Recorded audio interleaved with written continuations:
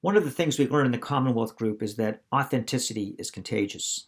And that authenticity, that contagion, it's good for our lives, it's good for our businesses.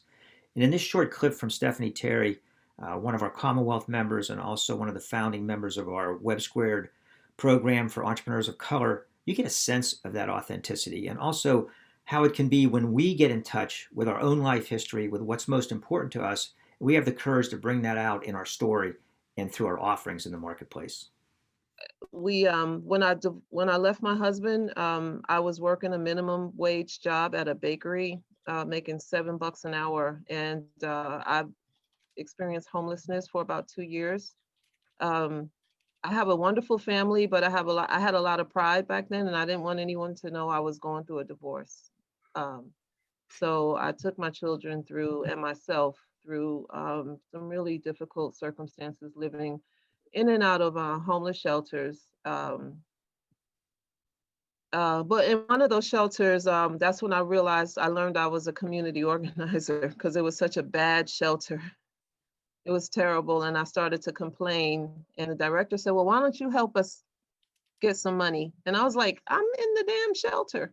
Anyway, the long story short of that is I wound up sitting next to President George Bush and his brother, Governor Jeb Bush in Florida, advocating for the shelter. And we did get the money, and like a couple of weeks later I was moved to like this incredible shelter, which I always said if I ever became rich I would want to replicate what they did. I know um, we're just gonna stop. We're gonna change the word medicine is when you become rich. Okay. okay, Change the if when I word. become rich, yeah. All right. So and in the shelter, I was telling this story yesterday. During that time in my life, I suffered major anxiety. Oh my gosh, I was afraid to drive over highways, over bridges, and I was living in Florida at the time. And we were required to attend some of these workshops to live in this shelter in St. Petersburg. And one of the ladies was a Silva method instructor.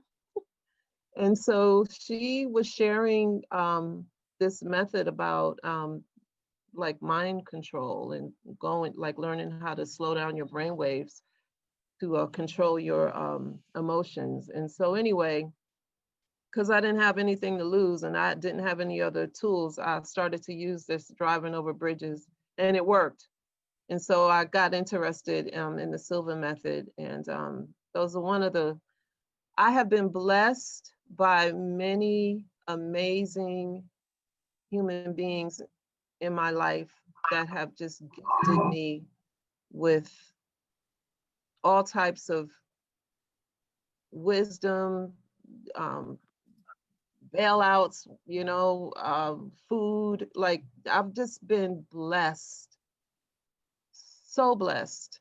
And I've told myself that I will never forget what it feels like when you are in need or um, confused or in a dark place.